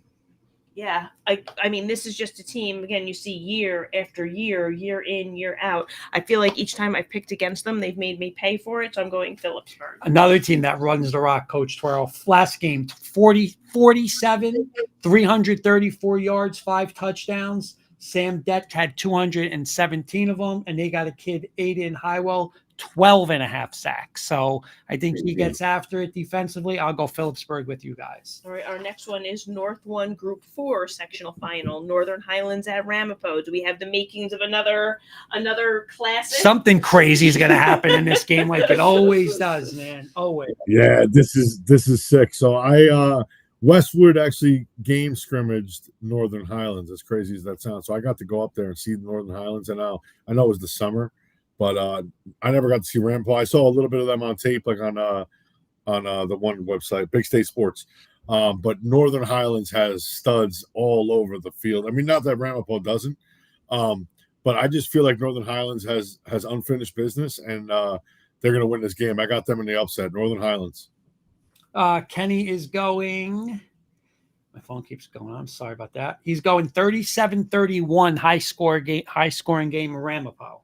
All right. I learned my lesson. Don't go against the Poe, right? So I'm going Ramapo this one. Listen, Ramapo won it. Coach Breslin. 28-21. Highlands ran it for 185, 44 for 185 in the game. Only threw it for 82 yards. Grusser, the quarterback, had over 200 yards in that first game, 3 touchdowns. Talk about losses, right? Highlands, 2 losses. 7-point loss to Old Tapan, 7-point loss to Ramapo. Ramapo's only lost. A 4-point loss, a last-second loss to Old Tapan, who's undefeated, right? They haven't scored less than 28 points. 28 only twice. 24 was the lowest all year. Listen, Chase Calarco, Tucker Canning, like you said, studs, that's the running back. But I think they're going to have to throw it a little more, right? I think they're going to have to, their quarterback's going to have to make a couple big plays in this game. But I just think Ramapo at home, listen, Coach Cord's a great coach there. And obviously, we know Coach Breslin and stuff like that, but Coach Gattuso, also a great coach. But I just think Casey Grusser, they run the ball. I'm sorry, I can't go against family, right? I got to go Ramapo. I'm going to go Ramapo. I'm a homer, coach. I got to go. No, listen, I respect it. These are two of the coin flip. It is. It's a great. Yeah, I'll tell you, and absolutely. I would be if this is more than a 7-point game. I'm going to be stunned. It's always a close game. Always. All right, Coach. Our next one, North 2 Group 3 sectional final. Number 2 Summit versus number 1 West Morris. I got West Morris here. Summit's a good team. Summit, there was a controversial play. I don't know if you guys saw. It was fumble into the end zone. People weren't sure if it was. They ended up calling it. They left the ball at the 1 yard line, and that's ultimately what ended up winning the game against West Essex. But and that's not taking anything away from them. But West Morris, I was 11-0. They've been rolling everybody they play. I just feel like Summit did a great job of getting there, and West Morris is gonna finish the job here and carry on to move on for the second Group 3 North Championship after this game. Coach, I'm sorry, Kenny has 23-16 West Morris. All right, I'm going West Morris as well. Coach, you took the words right out of my mouth. I mean, like, they would have West Morris has matchups with, like, I just feel like they're knocking down like fellow giants, so I'm going West Morris in this one. Yeah, again, there's a great win for Summit. I'll go over your West Essex team. A great team. We always know what a great program West Essex is, but listen, West Morris, man, over 3,000 yards rushing. Mike Finley, Deacon Frey. I'm with you guys. I'm going West Morris too. All right, our next one is Wayne Hills at Old Tappan, North 1 Group 3. Old Tappan, baby. I mean, it's hard to beat that giant. They're so good. They have a great head football coach. He's been there forever. Wayne Hills and Old Tappan played in the season. Old Tappan ultimately beat them. Coach Demikoff is a great coach, and I think he's doing a great job of Wayne Hills bringing them back on top of the mountain. But it's really hard to beat Old Tappan, man. At Old Tappan, they're just a great football team, great program. Old Tappan. Kenny's going 38-24 Old Tappan. Yeah. You know what? It's nice to see Wayne Hills had a few seasons were quote unquote down seasons for Wayne Hills. Sure. It's nice to see them back in the sectional final here. But I agree. It's also, we talk about undefeated teams, right? Like, and at home even, right? Just the confidence you start to play with, almost like the swagger you bring to the field. I'm picking Old Tappan here. You know what, though? It's nice for Wayne Hills to be back, right? Yeah. I mean, listen, when I was at Ramapo, it was Wayne Hills, Ramapo. That was the game. And no, but like, and listen, they were down, right? I mean, listen, we went to MetLife, and it was Wayne Hills, Wayne Valley, that championship game. And then they kind of like went down, and now they're back in the sectional final. But Coach Pro, you just mentioned that they played, right? So OT 147-28, Wayne Hills, 16 carries, rushing 22 yards. The difference, Old Tappan had 600 yards plus of offense in that game, rushing and throwing. Listen, 15-game winning streak. Zach Maselli, 24 touchdowns, over 2,400 yards, 2 interceptions. Listen, I think Wayne Hills kids are always tough. They'll make it tough, but I just think at home, Old Tappan, I think they got another one. Right. Coach Dunn does a phenomenal job over there. Absolutely. All right, Coach. North 2 Group 2 sectional final. Number 7 Madison versus number 1 Shabazz. Coach, if you take that sweatshirt off, I bet you have a Shabazz shirt on. Listen to me. Nobody's beating Shabazz. I saw Madison live. I went to the game. They're a great team. They did a great job. Ain't nobody beating Shabazz. I'm sorry. I'm not being a hater. I saw it live. I witnessed it. They are absolutely loaded. I don't think they're going to lose by any chance to Madison, and it's no disrespect to Coach Kubik and the Madison football team. Like I said, I was so impressed by them. I watched them against Beckton, and they did a great job. Their defense is awesome. But Shabazz, and I know you think I'm just a big fan, and I got respect, but Shabazz is loaded. You saw what they did to Rutherford. You saw what they did to us. You're going to see what they're going to do to Madison. They are a very, very good football team, top to bottom. I just don't see anyone in the North beating them at all. I don't think Westwood, if Westwood beats Ramsey, and again, I got a lot of respect for Westwood, I just don't see anyone beating Shabazz. This team is unbelievably loaded. Their head coach, Nas Gaines, he's doing a great job. He's got a great staff. Coach Hewitt from Rutgers. I cannot see anyone beating Shabazz. I'm sorry, unless they're going to play Prep or Bosco again. They ain't losing Group 2 on the North. We'll see what happens if they go to the state championship, in a couple games. But if I'm wrong, I'm wrong. But I don't think I would put a lot on Shabazz. Again, they're that good, guys. I'm telling you. Well, I'll tell you this. I got next year's clip for the show already because I love that clip of "If I'm wrong, I'm wrong." We're gonna put that right into the intro. We're gonna get that now into the intro. I love it.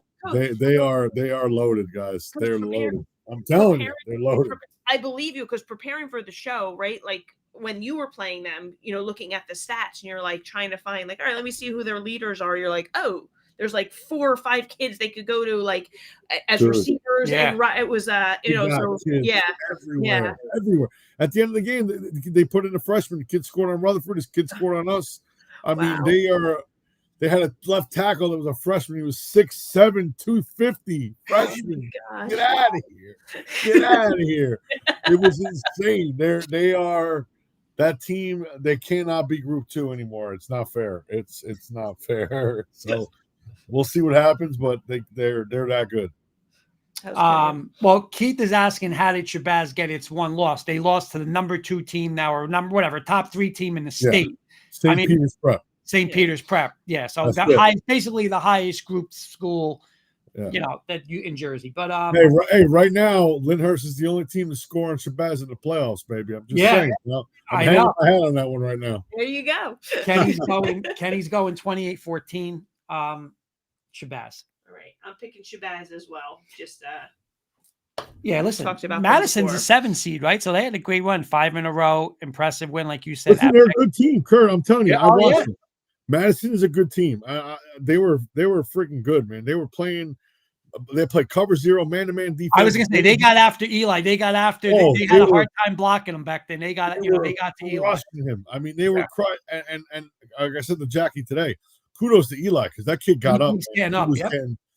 He was getting rocked. Yeah. But and I'm telling you, Madison's a very good team. They might be. They probably are the second best team in the whole bracket. Honestly, even though they were 7 seed, they were a damn good team. But Shabazz is that good. They're that good. Just like you said, the first 2 playoff games, 93-7. 7, baby. That's crazy. That's crazy, though, Coach. That is crazy, right?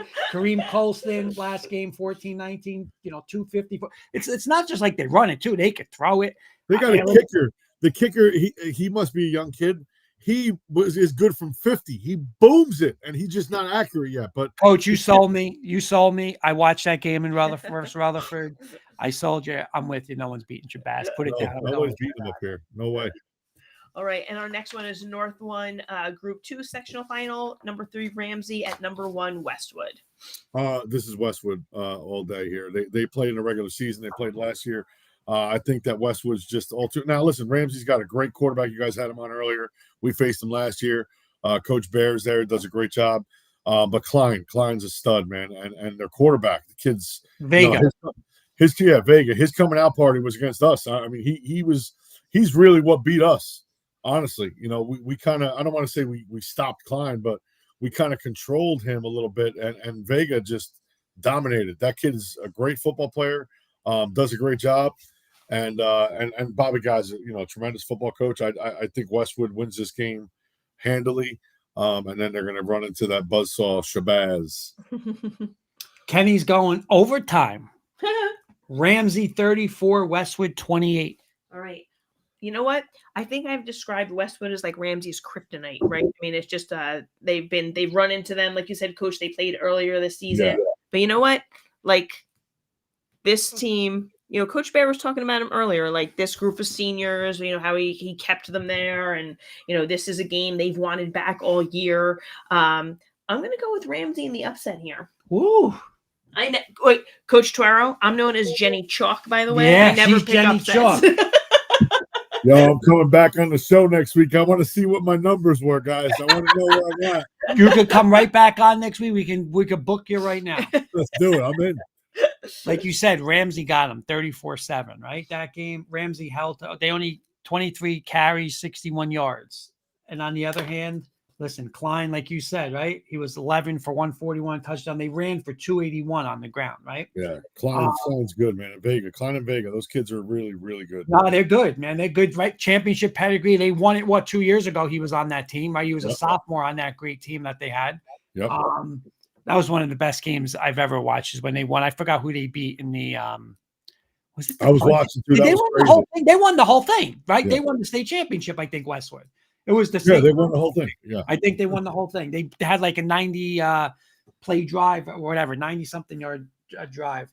Yeah. But listen, Justice Favada, listen, Jen, sometimes it's just like you need a special player in a game like this. That's just, listen, you gotta like carry you. And hey, I'm gonna listen. There's no disrespect to Westwood; they're phenomenal, right? The kid Klein is phenomenal, but I just think sometimes too, it's just like a team's year, right? Like Ramsey wanted him again. I know I'm going to get a text about 11 o'clock tonight from you're crazy. You're picking Ramsey from Coach Twirl, but I'm going with Ramsey, man. You're not going to get a text. I'm telling you, just gave Westwood all the clips. No.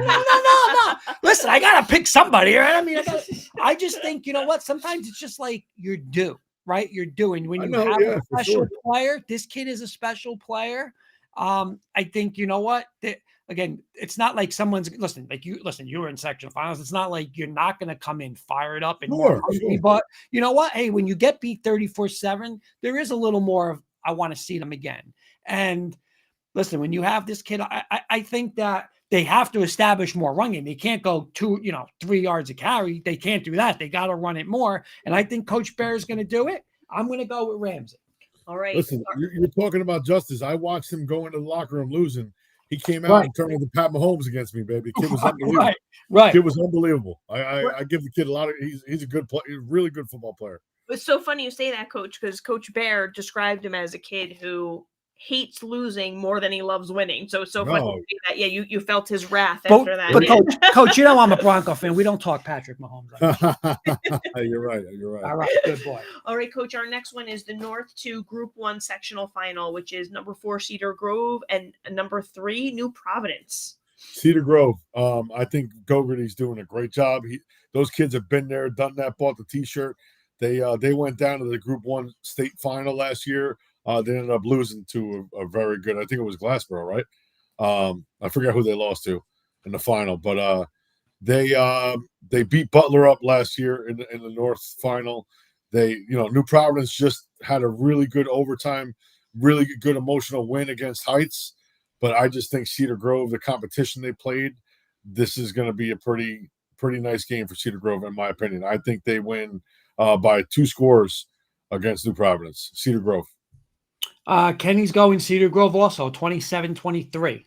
I agree. You know what? I just feel like Cedar Grove, and this is a credit to Coach Gogarty as well. Like, you want it's so hard to do, but you want your team like peaking at the right time and coming together at the right time. And I feel like Cedar Grove does that year after year, right? So I'm going, even though they're the 4 seed here, and New Providence undefeated coming in. You said it as well. Like, New Providence was on the road in last Heights. week, Not easy to do, right? And then now they're going to come back and host a sectional final, almost like unheard of to have that path, right? And we watched that game, right? I mean, very impressive New Providence team, but I agree with you, Coach. I think Cedar Grove, I'm giving them the nod here. And you know what else is? They haven't been playing with one of their better players, the kid AJ Whitehead. So you lose one of your better players and you're still undefeated, right? You take care of a Sea Caucus team, then you beat Heights at Heights. And listen, Heights probably don't want to see this on the graphic because they probably feel like they could be here. And that was one of the better games we saw this year. Yeah. But give New Providence credit. But I'm with you guys, man. Cedar Grove is just a team that they find a way to win. They don't care if they're the 1 seed, 2, 3. Listen, I would never want to play Cedar Grove. They just did it against Mount Lakes. That was a crazy game. Exactly. Yeah. Like you said, been there, done that. That coach has won there. Those kids, all they know is winning. They're back. I mean, they got the kid Thomas Catanaro, the quarterback. The kid 3,000 yards combined, 31 touchdowns. I'm with you guys. Give me Cedar Grove. All right, and our last game, Coach, is our game of the week. We're calling it here. Our new North 1 Group 1 sectional final. Number 2 Kinnelon at number 1 Butler. Fellow NJIC team for you. The Battle of Route 23 North. This is an awesome game. I'm so happy you kept it for last. I got a lot of ties to this game. So Kinnelon, their head coach Dustin Grande, I played flag football. I played flag football with him for 5 years. Okay. Their O-line coach Ryan Lynch, I played college ball with him. He's my best friend in the whole wide world. He's like a brother to me. And then Butler, the beast of Butler, Jay Luciani. He's in our conference. Great coach. They won the NJIC again this year. They won the state section last year. They have their quarterback is one of the best players in the state. The kid is unbelievable. But let me tell you something, Kinnelon, I watched them play against Shabazz, and they played tough. 28-14. 28-14. I got the film. I watched them play. I mean, those kids went down to Shabazz. They weren't playing in Kinnelon. They went down to Shabazz, and they fought that monster. And let me tell you, man, they were in the game. Those kids weren't scared. They played tough. So this is a very hard pick for me. My heart, my everything wants me to say Kinnelon. I want to pick Kinnelon, but I'm out of respect. I'm not going to pick Kinnelon. Butler is the champ. They've been the champ. They've been, 2 years in a row. They are at the top of the mountain right now. And if I'm wrong, if I'm wrong, I'm wrong. Reality is, if Kinnelon wins the game, I am not going to be surprised. I think this is an awesome, rekindled rivalry game. People don't realize Kinnelon and Butler are right next to each other. They don't. Yep. I was saying it today at the meeting, like, oh wow, like they didn't really realize that. I go, it's like Lyndhurst North Darlington, guys. Lyndhurst Rutherford. I think a crazy good game. Two great head coaches. Like I said, these kids are tough. If Kinnelon wins the game, I will not be surprised. But I'm going to go with Butler by a 1-score, margin, very close margin. Coach, can I just ask you real quick? You Sure. just mentioned the great part, and you guys did it. You won a sectional championship, and I forgot who did you guys beat when you won it? Parsippany, right? But wouldn't it be crazier? Like how much a Rutherford? I mean, I remember when I was coaching at St. Mary's, Lyndhurst went into Rutherford in a playoff game. Kisak was the quarterback and upset Rutherford, and that game was just crazy. Like, isn't it? Not that it means. Listen, any sectional final means a lot, but like when it's your neighbor, like how crazy is that game going to be with those two towns? No, Kurt, 2018, we played at Rutherford in the sectional Oh, that's final. right. That's right. Yep, that's right. I'm going to send you a picture. It's in my office, and people are always like, "Why do you have that picture up?" That's we right. lost. We lost, but this picture is insane. It's got our team, the whole Bear Cave, Lyndhurst and Rutherford. It was one of the coolest things. You know what was so cool? And we lost. We got our butts kicked. Rutherford was loaded that year. We was hearing the stories from the old timers telling me, hey, like I got to wear my old varsity jacket and I was at that game and it was so cool. And we lost, and people were just like talking about how awesome it was. No one's going to forget about that game. It was sick. So this atmosphere is going to be insane. I already told my wife I was going to the game, and she's like, "You're going to another game?" I thought football was over because I haven't stopped. I went to 4 games last weekend. I'm out of my mind, but I just want to go watch. So, like I said, I have ties to these guys. I don't want to say I'm rooting for anybody, but like, Ryan Lynch is like I said, he's one of my best friends. Dustin's a great guy. Kinnelon.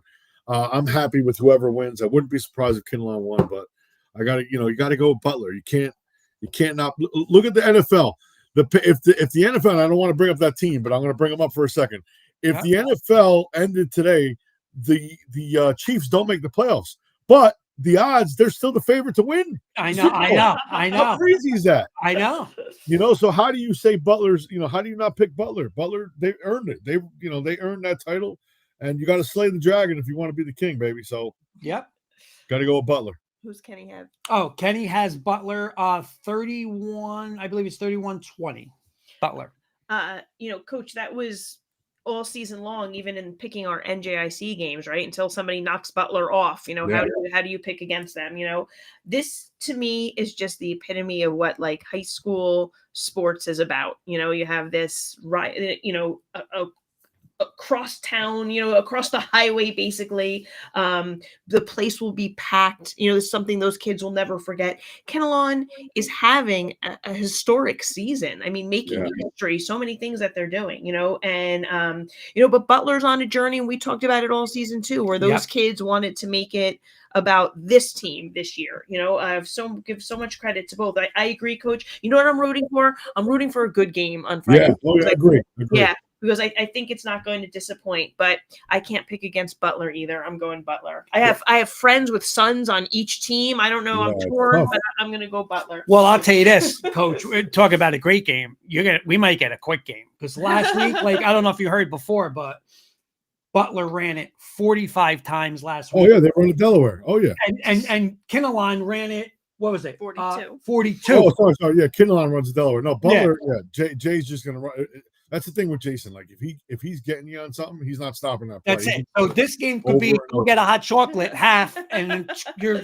No, that's the truth because both these guys are going to pound the rock. But that could be the difference maker. And listen, have you seen Kenilon play? Kenilon has this animal fullback. He's like built like me. He's a beast.